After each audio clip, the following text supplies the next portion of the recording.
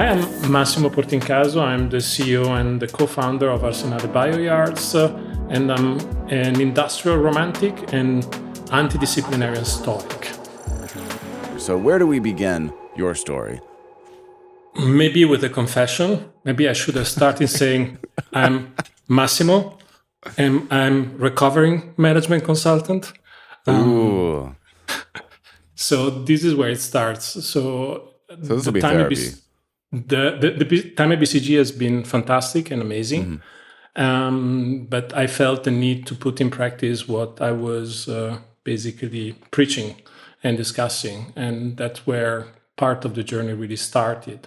First, exploring the world of deep tech while I was still at BCG, but then realizing that it was probably the point in time in my life to put this into practice, and that probably I could have had more impact translating these into real companies and endeavors than just only staying on the consulting side.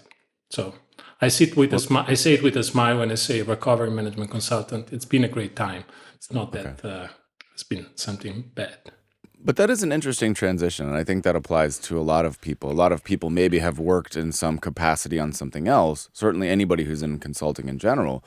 And then there's this desire to actually build something. And of course, there's always been that sort of tension. Even Steve Jobs addressed it in one of his talks some time ago. He made fun of consultants versus the people who actually build the product and so on. So that tension has been there for a while, but you actually have done that. You've taken the leap, you've rounded the corner, which I think is very fascinating. And that applies to somebody like me because I do marketing for other companies and I talk with other people. So I'm sure that part of your story is very relevant to me as well, because I've spent my career building things for other people as well. And sometimes you think, what if I were going to build something myself? What would that look like? So I'm very excited to discuss that. Before we get further into it, maybe explain a bit about what is deep tech in your opinion. Why did you think it was important? Why have you spent so much time in this field? Deep tech is particularly important. So first of all, deep tech, many people describe and try to describe deep tech as a thing. Is this a deep technology?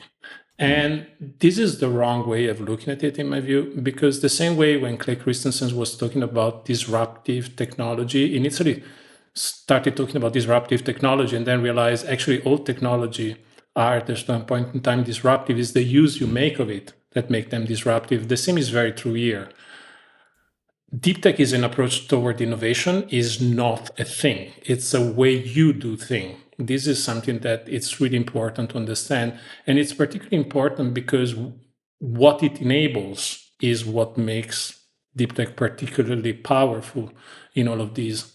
Because ultimately, if I need to compress it in a sentence, deep tech is the capability to dramatically expand the option space in finding solution and find them much, much, much faster.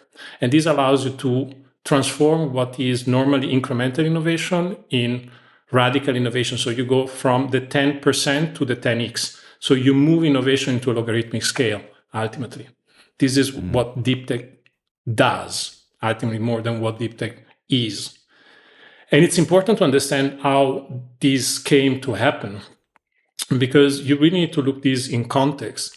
And what we're seeing is the fourth wave that is coming after previous three waves that made deep tech so important and so relevant. The first wave of innovation was the one that came with the first and the second industrial revolution, when basically we laid the foundation for our civilization as it is today. This is the time where we created the Haber-Bosch process, which we still use today. We created all the fossil-based economy that we have today. That's the time when we, had the Bessemer process for steel. A lot of those things are still happening today, and this is really the foundation. Then we had the second wave that came after World War II, where we literally went to the moon and created a computer and the basis for the computer. And this wave of innovation was funded basically from the state and from big corporation.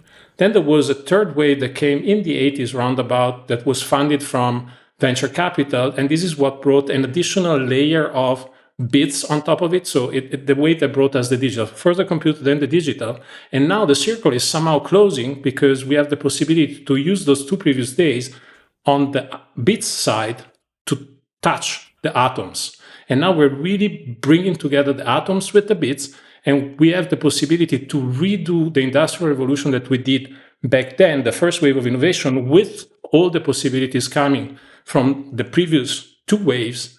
And we have the possibility to really go into atoms and bits and redo the foundational elements that really constitute our society today and redo it fundamentally. So it's an exciting point in time. And if you match this to the idea that we can innovate not in 10%, but in 10x as a standard, then it becomes quite exciting. Incredible. Sound fascinating, but it's super difficult. And I'll get to it in a second.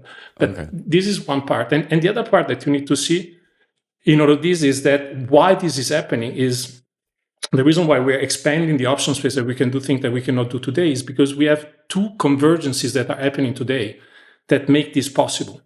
The first one is the convergence of approaches. And this is really important because what we're doing, we're bringing together the science with the problem that we're trying to solve, and the bridge that, and the glue that keeps all of these is engineering.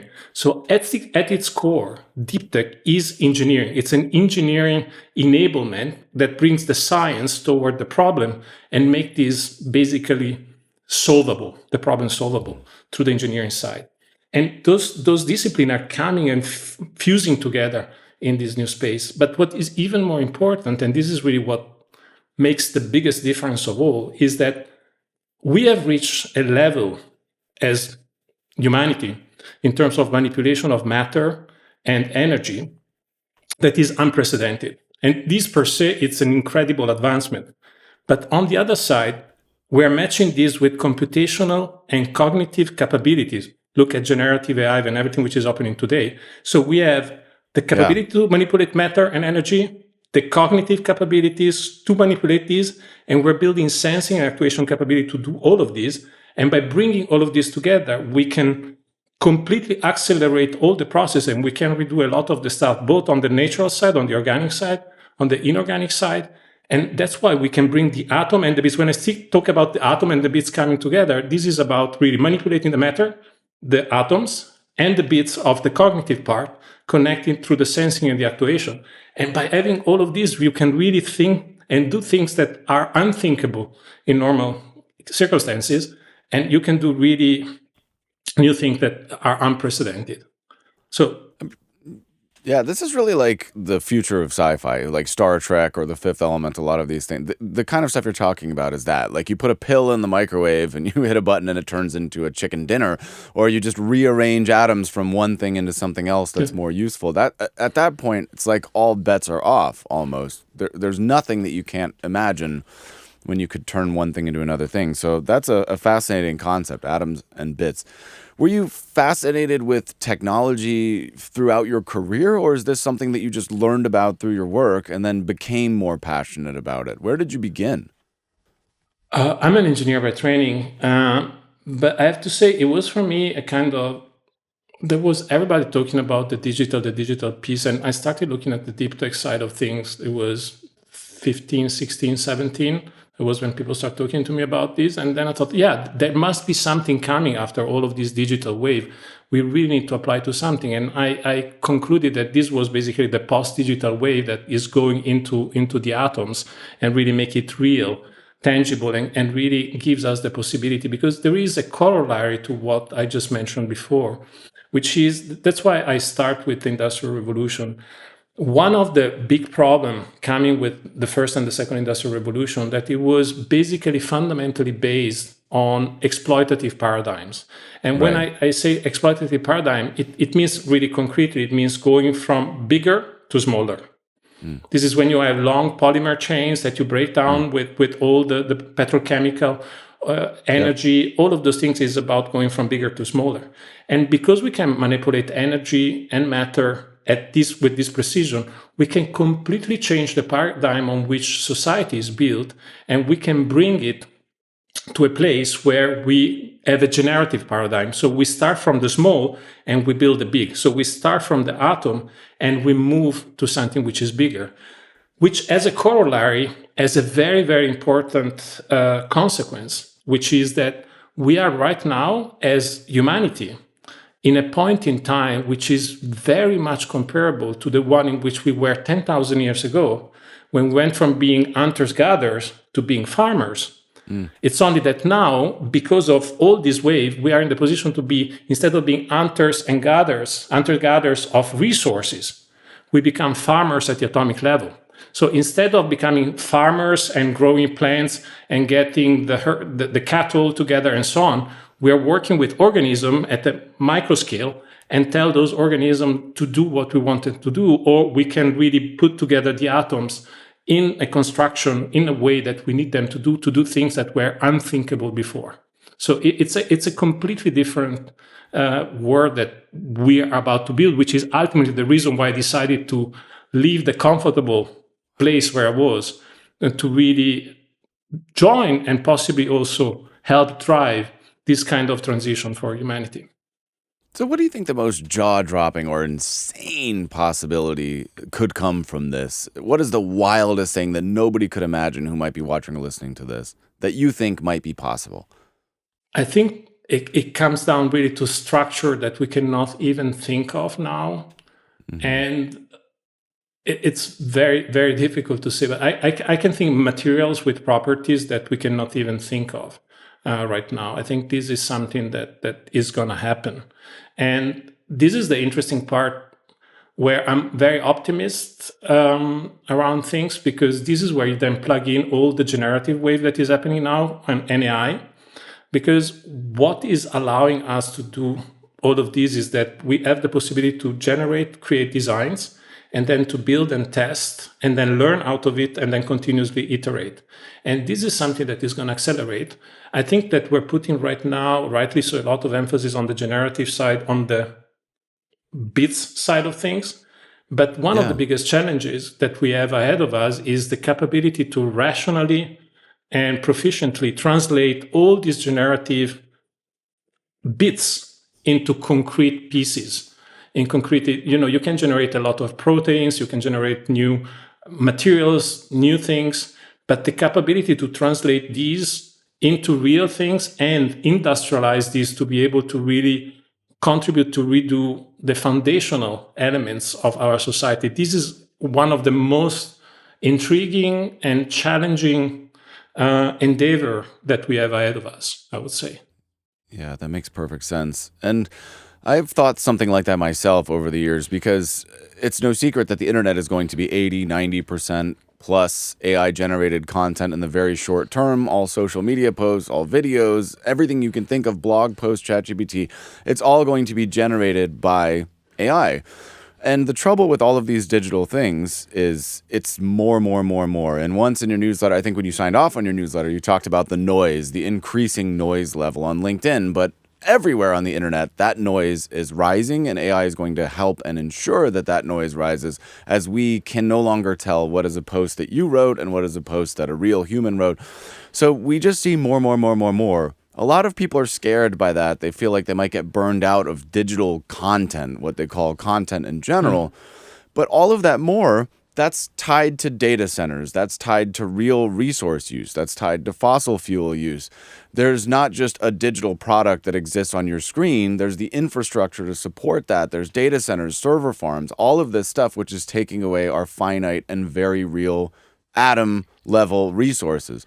Do you envision that some of the stuff you're thinking about could help us on a resource scale with some of the things that are most scarce, like fossil fuel replacement or cement or any of these building blocks? Absolutely. This is where this is absolutely going.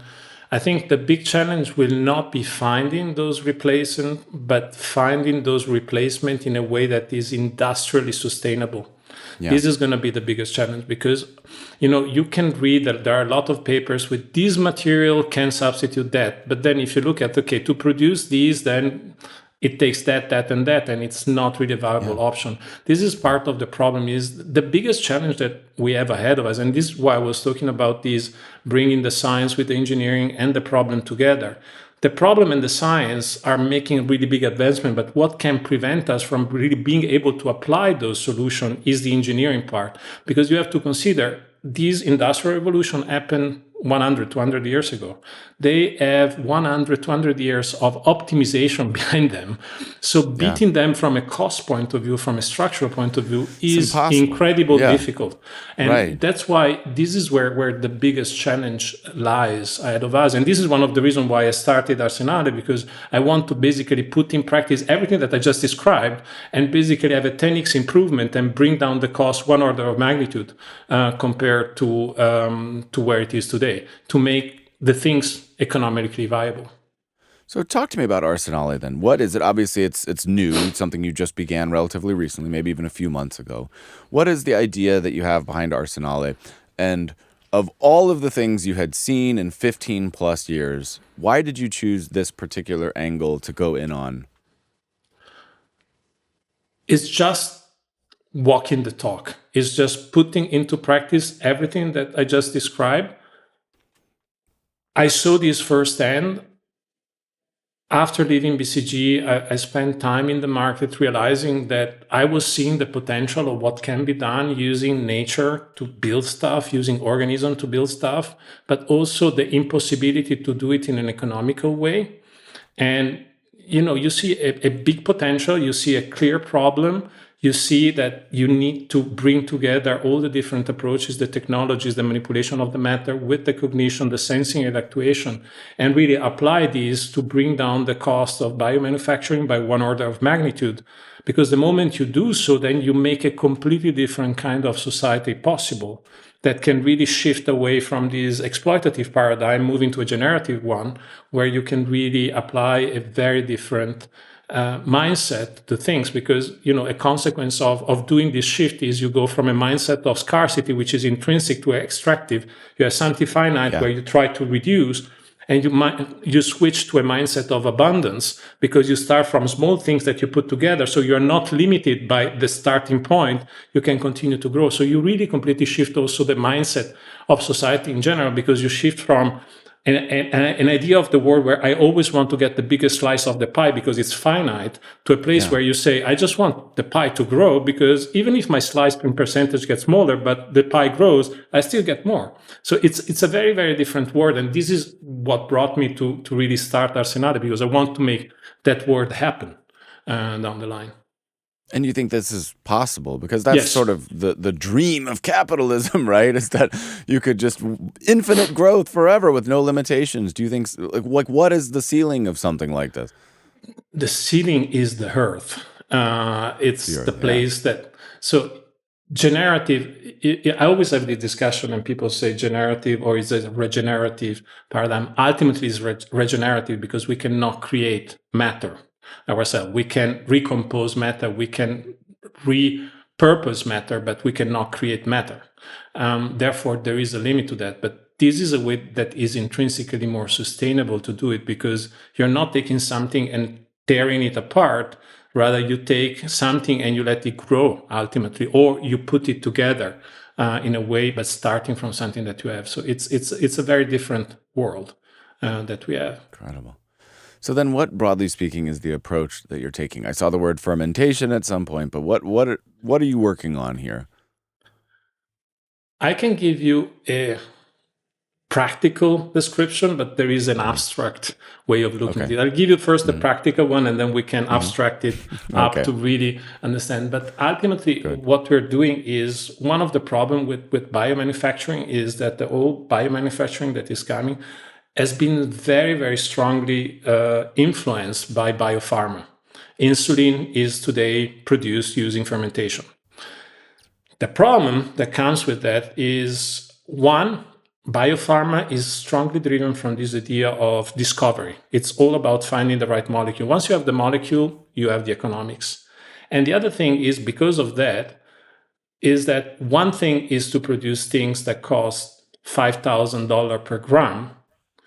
But the problem is that we're trying to apply the same cost structure that we use to produce something that costs $5,000 per gram to produce stuff that should cost $5 per kilogram.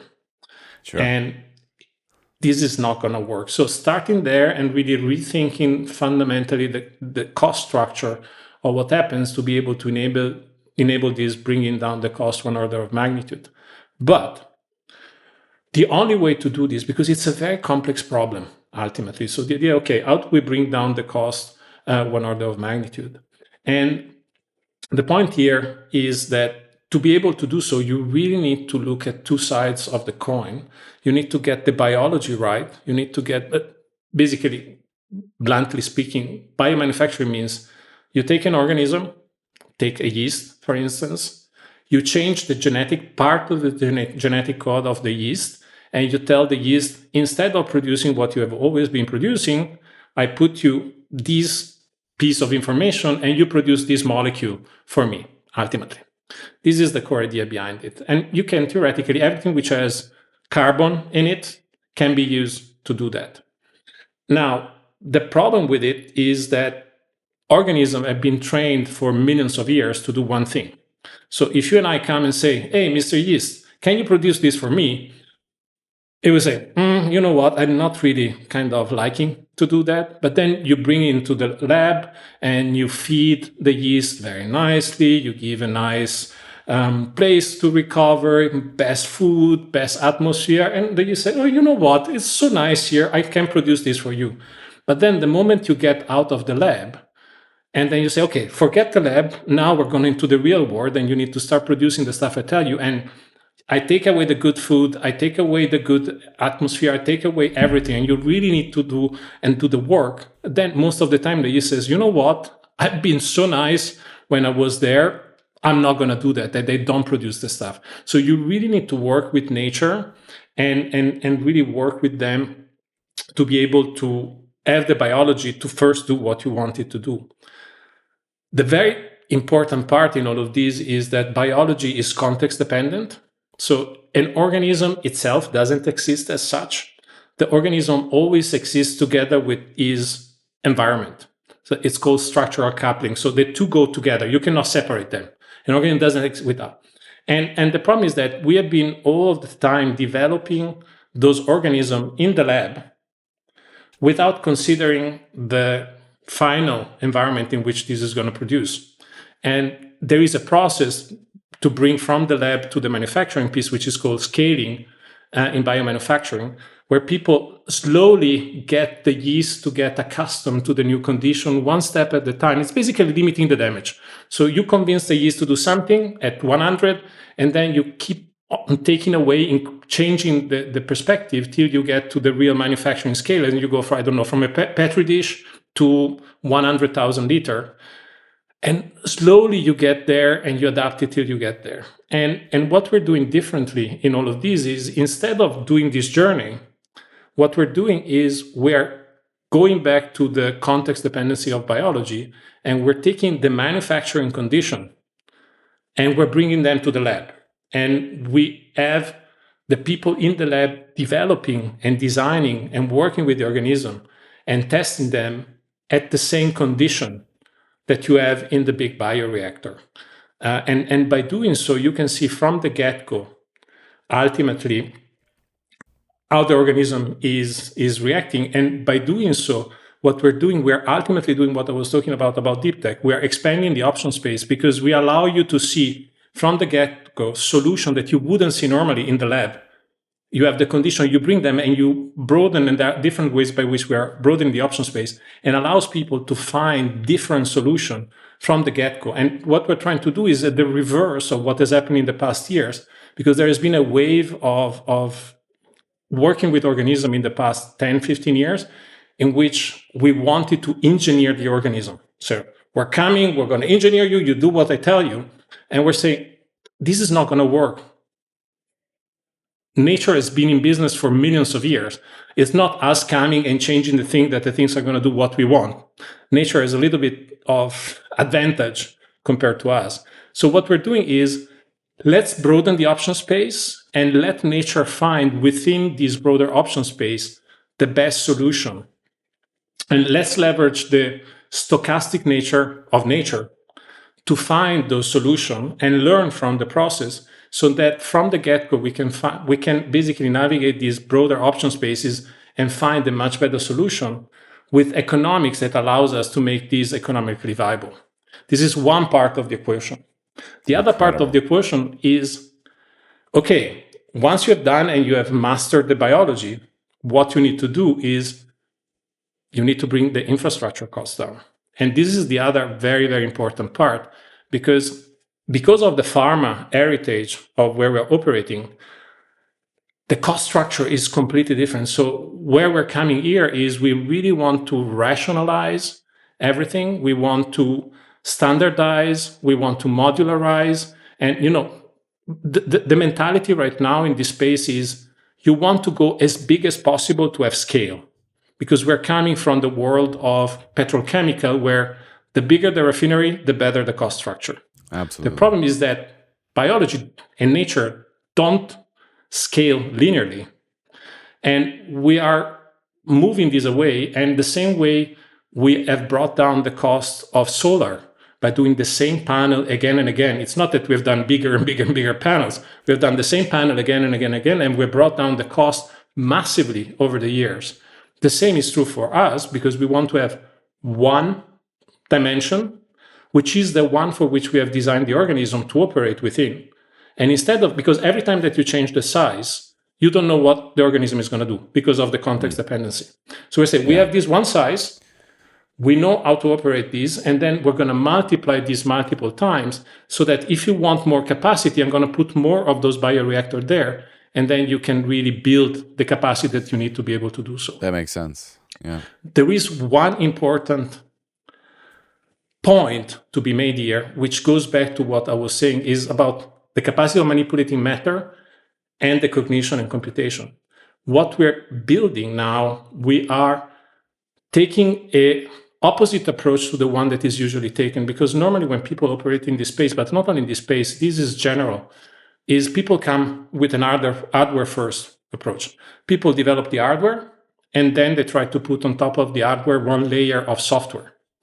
And what we're doing differently here, we are doing the opposite, because the way basically we trick the organism and manage to bring the condition of the industrial scale into the lab is by using software. This is what allows us to do this. So what we're doing is we are starting from the software, not from the hardware, and we're designing the hardware to be able to sense and actuate what we need to be able to connect the two. Because if you do the opposite, you will not be able to go anywhere, because then you're limited and you can put whatever the software you want, but you will not have the data, the sensing capability and the actuation capability to really have the real power of the software. And this is why we are reversing this, and we're starting from the software, and we're building the sensing and actuation capabilities to really build the bridge and allow us to bring the manufacturing condition into the lab and back. This is the way we do it. Incredible. I mean, everything you just described is insane. I can't believe we're having this conversation and that it's actually real. That's the future that we live in. I can't believe this is happening now in our lives. It's nuts. So but I'm a bot. I'm a ChatGPT you're a bot. bot. Yeah, you could be. Yeah, you could just be an avatar. I'll never know. It sounds convincing enough. I mean, there's a slight accent, but beyond that, the words seem like it sounds like English.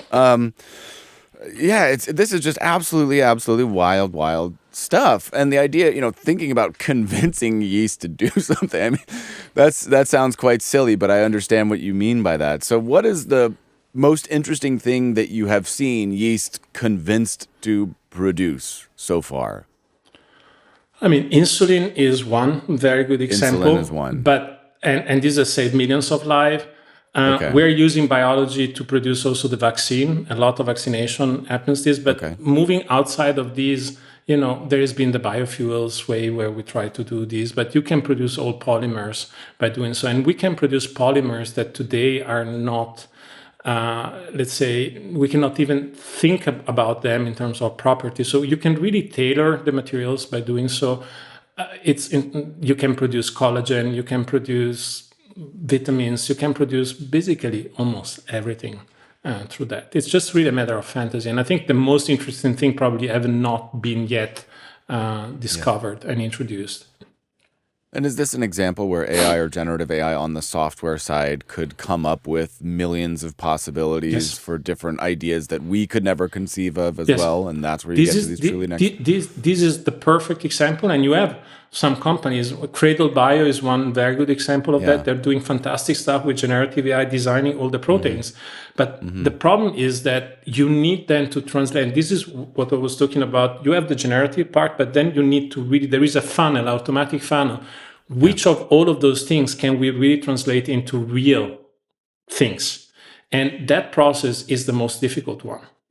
And it's also very costly because, running the processor to generate multiple proteins, I wouldn't say it's easy. It's very complex, but then convincing the yeast to produce that molecule with the folding that you want the molecule to have, with the property that you want it to have, that's very, very, very, very difficult. And this is exactly the kind of bottleneck that we're trying to remove out of these.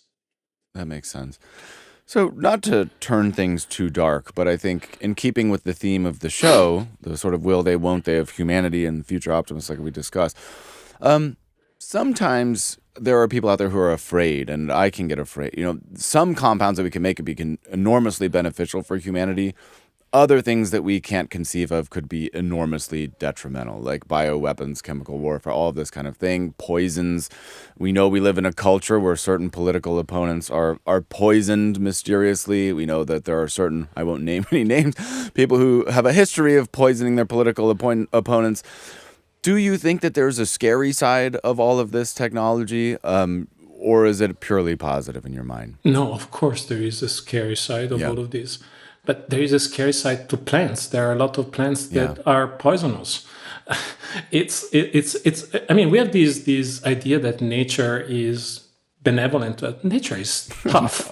I think Darwin tough. Disproved that. Yeah. Yes, Anybody who thinks it's benevolent hasn't been looking close enough. So yes, there is a possible drawback. There is a negative side to all of these. To all technology have this. Mention me one technology that doesn't have it. It simply doesn't exist. So to me, what is really most important in all of these is just really being able to create a narrative. And this is something that I'm really passionate about. We need to shape this narrative together with society, and not just come out with a fait accompli and say, that's it, take it or leave it. Because you're going to have a lot of people that are reacting and say, oh, I don't want nothing of this. But imagine if I go to my example or comparison to going from being hunters-gatherers to being farmers. Imagine back then, we're now going from being hunters-gatherers of resources to being farmers at the atomic level. But go back then and you can imagine, oh, look, those people can grow plants and they're going to grow a lot of poison and we're going to be all dead because we're not going to be able to know. And it's much better to go and hunt and bring home the animals because we know what we eat. And you can turn all of these stories. So we really need to be aware of this transition, understand where this is going, and recognize and discuss this and embed it. And this is also why, to me, what is particularly important in all of this transition is a process that to me is key in all of this, which is the one about recontextualization. It means it's not about coming and substituting what is there, but it's taking what is there and recontextualizing in this new environment. I'm very passionate, for instance, about food. You can produce a lot of proteins, food proteins using organism. So should we now start a war and saying these new proteins are better than the old one, or should, as I advocate for, recontextualize and take millennia of tradition and take this new way of producing things and apply and blend the two together to see what incredible thing we can create out of this? Because it's nothing new. If you take Italy and you go to Sicily, aubergine are basically a big part of the food culture there, but they were brought from the Arabs. They were not native plants, but now we see them as big part of the Sicilian cuisine. And the same we should do is, okay, let's see what is coming. Let's see where our cultural heritage is coming. Let's bring those two together and recontextualize the new and blend millennia of history with the new to create something which is even more powerful. I think this is a very important part of the narrative that needs to be crafted. And unfortunately, I see a lot. It's much easier to go and push back and fight back instead of say, oh, how can I take this and recontextualize it and make it even better? So Mm. that's a way. And we need this awareness about the recontextualization, but also about the negative sides, and openly speak about it and have a discussion. I mean, fire, one of the most powerful technology of history. Cities have been burnt down with fire, but Yes, fire right. has advanced our civilization dramatically. True. So Yeah. it's quite normal. Well, those are great analogies, and you can imagine the people who are eating their eggplant parmesan and criticizing new technology in Sicily, right? That's sort of the way it is. It's like I'm driving my Tesla and I'm on the internet and on my phone and I'm commenting on a video saying, "Hey, we shouldn't do any of this stuff." It's like you're already doing it. You've been doing it since the day you were born. You're a part of this. That's a Yes. fact. Now, not to get too heavy, but people have always talked about this concept of free will versus predeterministic stuff in life. Sometimes with technological advancements, it feels as though all of this stuff was predetermined, as if we're just riding along on some kind of train. Apple Vision Pro is here. It's like, oh, we're speeding towards VR, we're speeding towards AR, we're speeding towards all of these things as fast as we possibly can. There's a sense that all of these things feel inevitable, like it's just something that has to happen. And if I don't do it, you will. And if you don't do it, Elon Musk will. And that's basically the central theme of the movie Oppenheimer, if you haven't seen that movie. I If we did. don't build the atomic bomb, they will do it. But the foregone conclusion is somebody's building an atomic bomb. That's just a given. That's the way it is with all of these major steps in society. So are we just like bacteria growing on a petri dish, just a chemical process that's growing as humans? Or can we control any of this? Is it just going to unfold as it's going to unfold? It will unfold as it will unfold. Because as humanity, we are complex adaptive system. Society is a complex adaptive system. It's all built on emergent properties, which is one of the characteristics of what is alive. Starting Yeah. going back to autopoietic and autopoiesis to the whole, there is this emergence of things that we can influence, but we cannot ultimately. I think one of the biggest trick and consequences coming out of basically Newton and then Descartes, particularly, is this rational thinking, this idea of cause and effect.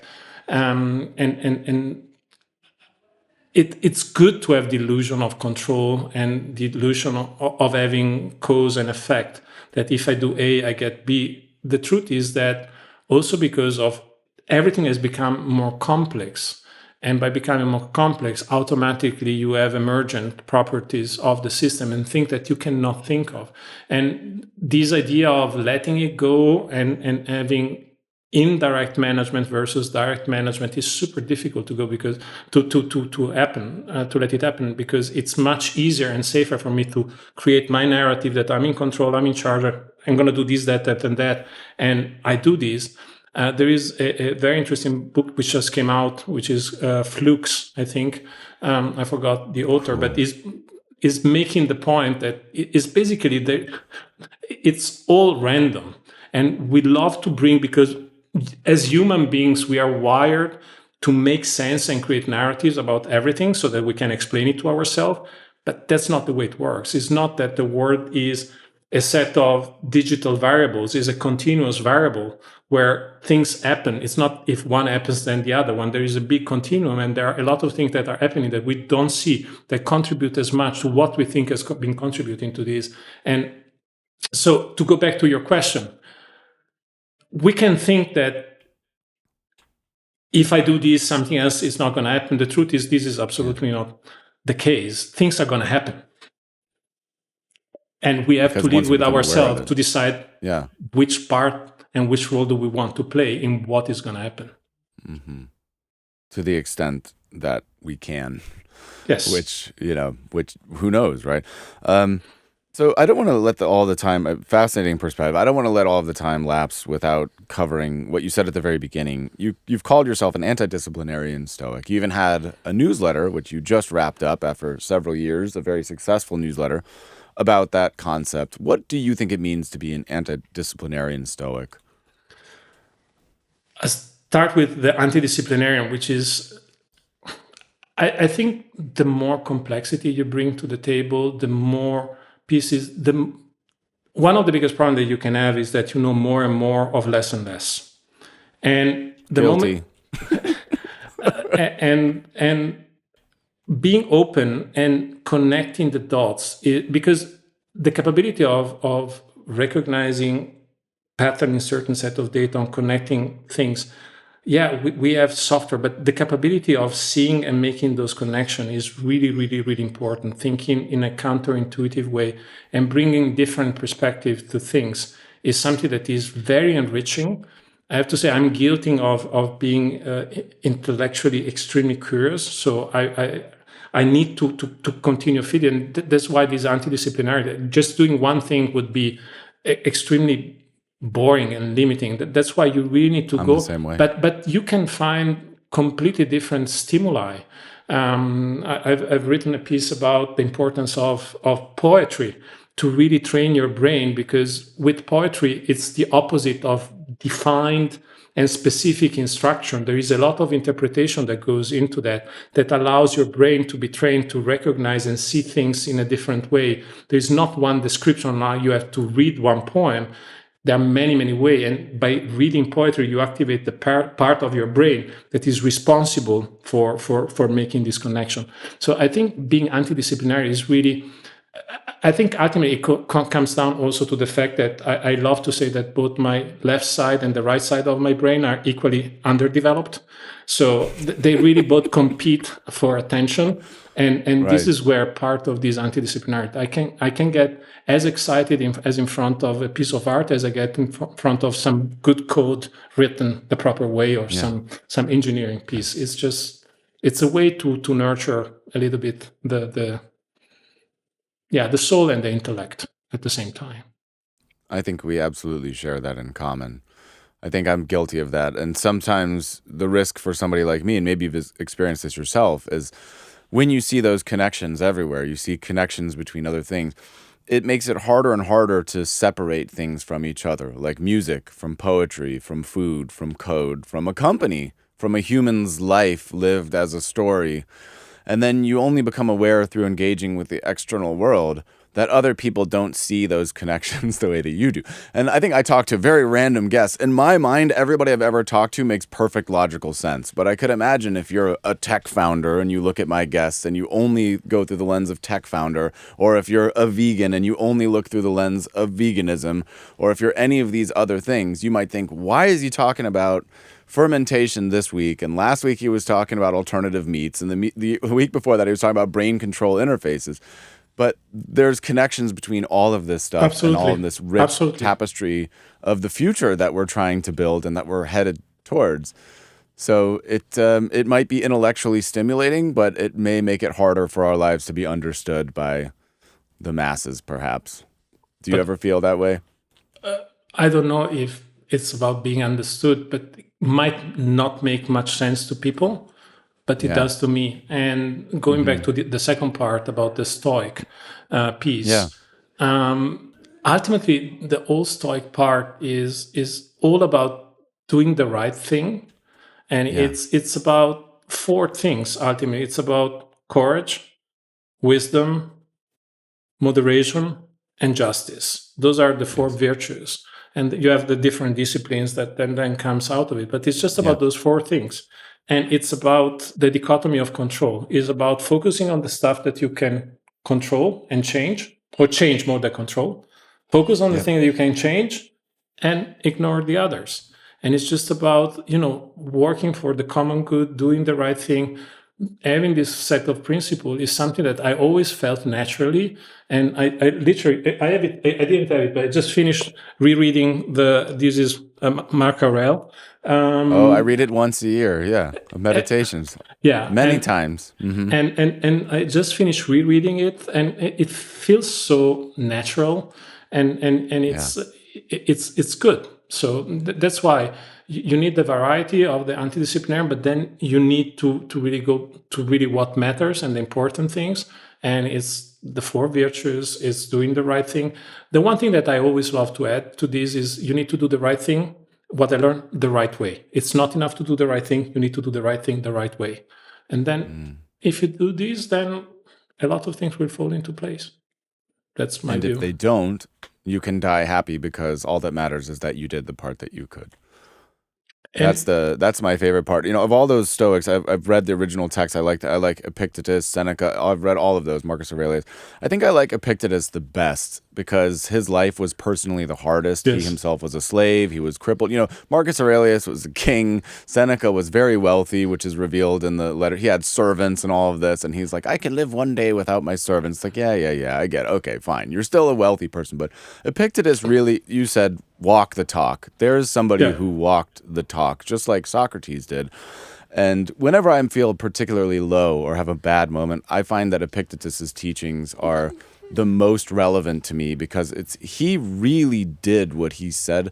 And if the outcome is not what you hope for, it doesn't matter. You have to divorce yourself from that. And one of his sections, which always has stuck with me, is where if you're in a boat and the boat sinks and you're grasping and there's land nowhere near you, what can you do? And then he says, well, you'll do the only thing you're in a position to do: drown. Meaning you're not necessarily going to get a good outcome. You can't control that, but you can do whatever it is that you can do. And I like that the best, personally. yeah, it is a tough one to follow. It's a tough act to follow. Yeah. Yeah. Epithet. I completely, but it's one of the most fascinating.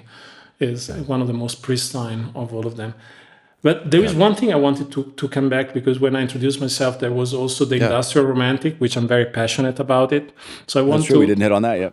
I wanted to bring that also to bear, but the point is that the reason about this industrial romantic goes a little bit to the story that I was telling about, with at this industrial revolution, the first one with the first wave, and if you go back then the romantics, Blake was talking about the dark Saturn mills, and they were all the romantic were against the industrial revolution because they really saw this dichotomy, this contrast between the industrial, the machine, and nature. Yeah.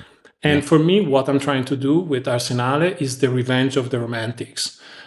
Is basically doing industry, doing industrial with Yeah. nature. This is why I love to speak about nature co-design, and we're really doing Yeah. industrialism with nature, with the organism, together with them. And that's why I really love to package these as a kind of a movement, as we're really industrial romantics. And it's the revenge of Blake and Lord Byron. And I'm more Yeah. on the German side of things, on the Jena set and Schiller Yeah. and all of that that word. But that's basically and Goethe is a very good example. It was going from Weimar to Jena, and he was in the morning was doing experiment on galvanism, and in the afternoon he was talking with Schiller about poetry and so on. And it's this word is bringing this back to life is basically part of what we're trying to do with Arsenale ultimately. Well, that's an incredibly noble goal, one that I can easily get behind, and I completely agree. We're coming full circle, like you said, to bring these things together and to work with nature. It's one of the most exciting promises of the future to come. Thank you so much for taking the time and sharing with me your incredible wisdom and insight. Again, anybody just needs to look at your LinkedIn page to see all of the ridiculous stuff you have been up to. And again, we didn't even cover some of the other stuff you're on the board for. What is it? Deepwave Ventures, Zero Vertical Farms, and Sempra. There are so many different things that you've got your hands in. All of them are super cool. So it's just been an honor for me to sit with you and to learn a bit about how you think about and approach the world. So thank you so much for taking the time. Thank you so much for having me here. It's been absolutely my pleasure. And what's the website that they can check out for I assume Arsenale, you would want them to see most of all. We're still in semi-stealth mode, so there is not much. Yeah. The best way to see it is Sign up for the newsletter. Yeah, it was signing for that. There's going to be a new version coming that is going to be inspired by industrial romanticism. That's what I can offer. I love the concept. I think that's fantastic. Okay. Well, Massimo, it's been an absolute pleasure. And with that, the official podcast is over.